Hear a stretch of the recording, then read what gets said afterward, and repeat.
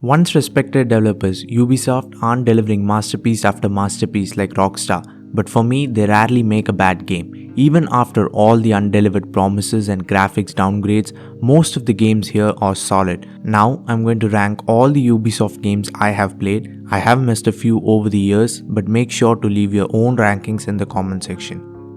At number 20, Assassin's Creed Valhalla. It failed to make any great impact. When it was first announced, people were excited, but that's mainly because of the Vikings craze. When the game came out, it wasn't appreciated nor was it hated on.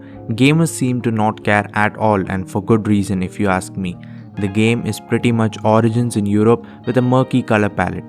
Gameplay mechanics haven't improved. In fact, all the great qualities of Assassin's Creed have been either totally removed or kept very minimal. Parkour is an afterthought. Combat has taken a completely different direction into a more RPG style system. The game is a lot of fun if you love Vikings. The game world is interesting enough to make you want to explore, but it seems like Valhalla has completely forgotten which series it belongs to. If I watch an Avengers movie, I'm expecting action, some comedy, and a feel-good ending, not a psychological thriller. When I buy an Assassin's Creed game, I want to play an Assassin's Creed game, not a poor rip-off of The Witcher 3. But that isn't to say the game isn't fun. It's a good game that is very enjoyable, but is it memorable? I think not. Coming in at number 19, Far Cry 5. Ubisoft are adamant in reapplying the Far Cry 3 formula. Far Cry 4 was a better attempt at recapturing the magic of Far Cry 3. The fifth main installment feels like a copy of a copy. Unlike other Far Cry games, it isn't even set in an exotic location. Gunplay is very much the same. A mute protagonist combined with an average plot makes Far Cry 5 my least favorite in the series. At number 18, Assassin's Creed 1. I know this is a really unpopular opinion, even though the first edition in this 14-year series introduced most of the classic Assassin's Creed stuff, the leap of faith, awesome hidden blade kills, and a legendary protagonist in Altair, who can't swim by the way. The game was brutally repetitive, mainly consisting of pickpocketing, eavesdropping, and assassinating, rinse and repeat. But whenever I see Altair's armor and outfit, or the game world in general, it just feels epic.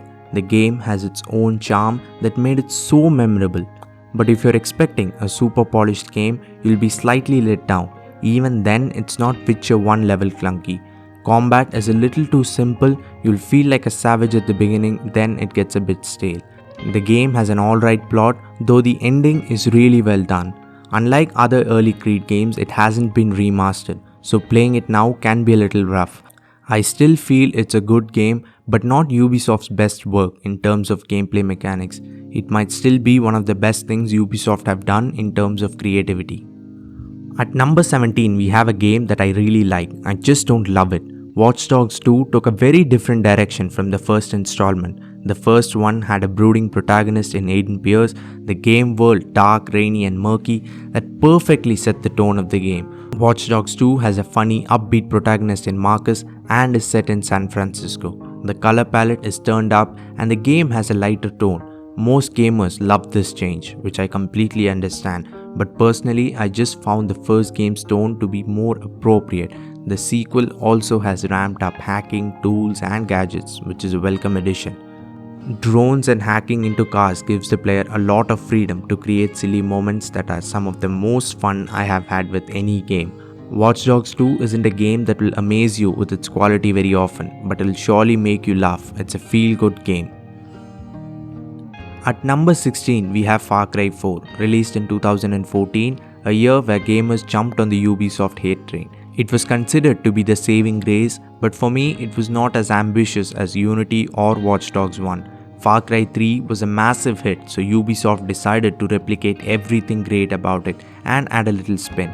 Pagan Min is a great villain who's unpredictable, charismatic, a little insane, but all those adjectives could be used to describe Vaas. The protagonists are also very similar to each other, Americans with no training thrusted into a dangerous place. It's not just the story elements either. Gameplay is identical and no matter how hard I try, I can't remember anything new Far Cry 4 brought to the table. All that being said, Far Cry 3 isn't the worst game to try to replicate. If you're like me who wanted more of Far Cry 3, you'd have loved Far Cry 4. Kairat is a beautiful place. Gliding through the air or just walking around, I always felt there was something to see. Outpost Liberation is a lazy idea for side quests. I hate to say it, but it's some of the best things to do in any game. Hunting is again good enough. It's not the most complex system for tracking down and hunting animals, but it gets the job done. Far Cry 4 is not the most creative or original game out there, but it does what a game is supposed to do: entertain.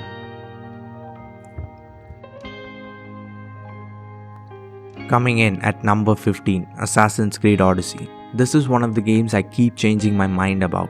The game world is so well crafted, it looks like a dream. It has one of my favorite places as its setting, and I even love the plot. The main protagonists were both awesome in their own ways, but I do prefer Cassandra just a bit more. Gameplay is solid, but the game lacks the X factor. When I first played it, I loved every minute, but a few years later, it's not as memorable as I thought it would be. And since Origins and Odyssey came out in back-to-back years, I have mixed them up countless times. That is surely not going to help it be more memorable. But an epic setting and gladiator arenas to raise its epicness even more, you cannot go wrong picking it up now. If you love Valhalla, go ahead and try Odyssey. Most likely you will like it even more. At number 14, we have Assassin's Creed Revelations. It was the last game of two legendary assassins, Ezio and Altair. Ezio especially had a fantastic arc over the course of the trilogy. Seeing him grow from a silly boy to a man who's being compared with someone like Altair is something. The game didn't add anything special gameplay wise, but play Revelation for its narrative. It has solid gameplay elements good enough to carry the story, which is what makes the game what it is. Coming in at number 13, we have Far Cry 2. Before I begin, I want to make it clear that I love this game. I didn't get to try it when it first came out, but after Far Cry 3, I craved for more of this series and gave Far Cry 2 a try. The game is set in Central Africa, one of my top 5 places in the current world, mostly due to the wildlife. When I explored the savannah and came to know that the developers hadn't included predators, I was a tad disappointed. The game has a really intriguing plot to make up for that. Far Cry games are known for exploration, but Far Cry 2's game world isn't quite as dense as the newer installments. Gunplay is good enough. It's not the uber fluid combat system that Far Cry 3 or later games have, but it gets the job done. In terms of graphics, the game looks outstanding for a 2008 game. Visuals won't take anything out of your experience even if you try it now, 13 years later. The game is as good as Far Cry 4, but it came out 6 years before, so I put it ahead just because of how relevant it still is. At number 12, we have Watch Dogs Legion. An objectively good game. It might place in the top 5 on someone else's list, but I personally didn't find the whole you can play as anyone gimmick all that great. Taking over a savage grandma doesn't excite me as much. This is purely my taste, of course, but I'm fine with 1 or 2 or 3 well-written characters to play as. Ubisoft have upped the silliness even more with Legion, and for me, it takes away from the experience. A dystopian future demands a more serious tone, in my opinion. But I have no real complaints with any gameplay mechanics. Driving is more refined, more controllable, and driving around a wonderful city such as London is a treat. I have not had this much fun just driving around a city with no intent or purpose. I have always loved the style of combat Watch Dogs games offer from the very first one. Parkour, stealth, and fluid gameplay seamlessly blended in. All the different tools and gadgets and drones and hacking are the icing on the cake. I would go as far as to say Watch Dogs games have the best third-person combat in open-world games. I am a big stealth fanatic, so I am a little biased. If this game had a great protagonist, it would have definitely been in my top 5. Coming in at number 11, Splinter Cell Blacklist. I really expected it to make it into the top 10, but Ubisoft have made some damn good games over the years. Anyway, as a huge stealth fan, I love Tom Clancy's Splinter Cell Blacklist, but if you look at it objectively, the game has one of the worst boring plots in any Ubisoft game. I love Sam Fisher, but I can't name one character other than him that kept me engaged. I completely lost interest in the plot by the midway point, paying no attention to cutscenes. Now the plot sucks, the characters mostly suck, but gameplay is where the game shines. When I pick up the controller to control Sam, I feel like I can do anything. Climb mountains, go across a room full of enemies on a pipe, go across a street on a zipline, or just move from cover to cover. The fluidity in movement is just awe-inspiring. Gunplay is great, a few niggles here and there, but you won't notice them unless you're really trying to find issues with the game. Signature Splinter Cell gameplay mechanics, especially the way light and darkness play a huge role in stealth, are back and better than before. At number 10, we have yet another Assassin's Creed game. Assassin's Creed Syndicate was the last true AC game for me, but you can see the developers experimenting. The game has a very Sherlock Holmes feel to it, and it's not just a setting and time period, it's something more that I can't pinpoint. Ubisoft had the opportunity to make a perfect Holmes game, but instead it's an Assassin's Creed game. There are some things that I totally love. Combat is so brutal and intense, it fits the Victorian era perfectly. We have two protagonists, which could have been done better. When I first played the game, I finished it in a week, so there's no doubt I enjoyed the game. But this was the first Assassin's Creed game that I didn't replay until that point. I don't know why though. Ubisoft have stepped up their graphics game. London is just stunning. There is a bit of Unity style lighting going on, which makes the game world so much more prettier. The grappling hook, which I nearly forgot about, was amazing at the start. Parkour was simplified from Unity. No matter how hard I try, I really can't remember the entire story other than the twins and a villain with a mustache. At number 9, we have a completely unique game compared to other Ubisoft games. Immortals Fenyx Rising came out last year with a parade of Zelda comparisons, but the game has managed to come out of Zelda's shadows. Immortals is a very light-hearted game based on the Greek mythology. The game has some real sharp writing, a witty, chill, hilarious game that has literal Greek gods. I really loved this game. I was almost always waiting for cutscenes because they were so damn good. On the gameplay side of things, it's a slightly inferior version of Zelda, but to my own surprise, I had more fun with this game than any Zelda game. Exploration is a little underwhelming, puzzles aren't all that interesting, but the game has charm that will sweep you off your feet. Coming in at number 8, Assassin's Creed 3. This game holds a dear place in my heart. For years, it was my favorite Assassin's Creed, but replaying it now is not such a smooth ride. I love the setting, I love the various cities, the frontier, famous real life people.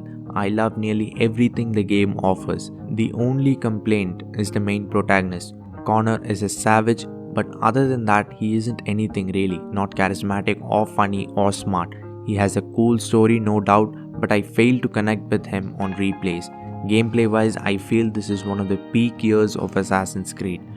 Parkour is good enough, combat is as good as it ever has been. The game has arguably the most awesome trailer of any game ever. Connor's suit is my second favorite in the series, and it was also the end of the first phase of Assassin's Creed, concluding Desmond's story. At number 7, we have the original Watch Dogs. There is no question, the game wasn't what it was promised to be. I was reading every article, watching every preview video for 2 years before the game came out. I was not only on the hype train, I was on the front seat. Upon release, it looked dead average. The lighting was plain, mirrors had horrendous reflections, cars weren't exactly controllable.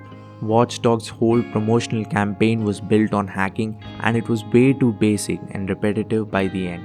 So why is Watch Dogs in the top 10? First, combat. As far as I'm concerned, combat is flawless. It was so good, I ended up replaying the already stale gang hideouts multiple times. The plot was unoriginal, but I still cared right up until the end. This isn't the most popular thing to say, but Aiden Pierce is in my top 10 protagonists in gaming. He was a humorless, angry robot, but I still think he's great. Side characters like Jackie and Aiden's family were interesting. The game has a very serious tone. The city of Chicago is a perfect foil for a revenge story. It's dark, murky, and full of crime.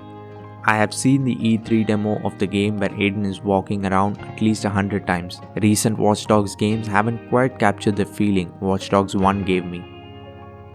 At number 6, Assassin's Creed Origins. This is the first time Ubisoft went in the RPG Witcher ripoff direction, and I hate to say it, but they nailed it. Assassin's Creed games have a tendency to trick me into thinking they are good by throwing exotic locations in my face. The game is set in Egypt, and that's the highest level of epicness. The game world has lions and crocodiles and leopards running around. This is the oldest time period an Assassin's Creed game has been set in at that time. Odyssey is currently the oldest. Origins is set 1800 years before Syndicate. Things like that just blow my mind. Combat has taken a drastic change from Unity, RPG grinding has been introduced. I really wanted to hate the game, but I ended up loving it. At number 5, a game that flew under everyone's radar, Assassin's Creed Rogue. This is an underrated game. It was still very much classic Assassin's Creed, but you're playing for the other team. The game looks near identical to Black Flag, but it never felt like a copy. If you like Black Flag, just give Rogue a try. In my opinion, it has the better narrative, gameplay elements are original, but with amazing locations and a really special plot, it deserves to be given a chance. Naval combat and melee are a little shallow, but I think since Ubisoft released 2 Assassin's Creeds in 2014 and they backed Unity, they had the chance to try something new with Rogue, and it definitely worked. They could have pushed Unity a year and worked on Rogue with all their might, and it could have been something really special. Coming in at number 4, Assassin's Creed Unity. I think gamers are finally coming around and realizing how good Unity really is, but I personally have loved this game since its E3 presentation in 2014. The game has some of the best lighting I have ever seen. Even 7 years later, it can give some of the recent games a run for their money. I would say Unity is tied with Odyssey for the best looking Assassin's Creed. If we talk about true Assassin's Creed games, Unity checks every single box. A compact map full of buildings and structures to parkour across. Arno is pretty much Ezio, a playful, charismatic young man. Ubisoft have definitely tried to make gameplay elements a little more complex. Parkour and combat both are more evolved, especially parkour. When it worked, it was magical. It will remind you of the more complex parkour system in Assassin's Creed 1. The game world is beautifully crafted, a relatively small map, but they have done an excellent job in capturing the charm of Paris. The game was buggy at release, but if you play it for the first time in 2021, you will see how good the game truly is. At number 3, we have Assassin's Creed 2, a fan favorite, the game that put Assassin's Creed on the map. Introduced one of the most likable protagonists in gaming. Set in Venice, everything about it just clicked perfectly. The biggest improvement from the first game is the mission structure. The repetitive eavesdropping, pickpocketing has been dialed down. You fly across town in a flying machine built by Leonardo da Vinci. That's what Assassin's Creed 2 is all about. The narrative is good, not that creative, but dynamic characters make it work. Assassin's Creed Revelations and Brotherhood only enhance the experience by making Ezio more interesting. His boy-to-man transformation is what the trilogy is about. Assassin's Creed 2 was what Assassin's Creed was supposed to be. At number 2, we have Assassin's Creed Pirates. Black Flag was a very ambitious experiment that ended up a huge success. Whenever Ubisoft experiments, somehow they make these amazing games. But surprisingly, after Black Flag, they went back to traditional Creed games with Unity. Anyway, Black Flag has a big map. Even if most of the map is empty oceans, you never know what you will find. Naval battle royales, whale hunting, treasure hunts taking you to multiple islands. This game would have been more successful if they just removed Assassin's Creed from the title. I mean, you don't even play as an assassin. Edward steals an assassin's outfit and role plays for the rest of the game. Most gamers consider this to be the end of the series, but 9 years later, we are still going, though not so strong. And the best game Ubisoft have made, in my opinion, and a lot of others, is Far Cry 3.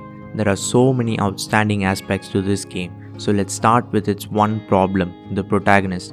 Every single Far Cry game seems to have this problem. Far Cry 3 is the best among the worst. Jason is the least interesting character in the world of Far Cry 3. Side characters are way more interesting.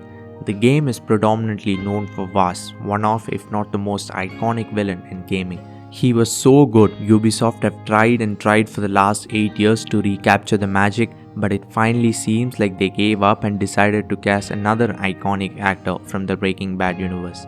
On the gameplay side of things, combat was absolutely brilliant. Whether it be stealth or going guns blazing, it's near perfect. Every weapon felt different and had a different purpose.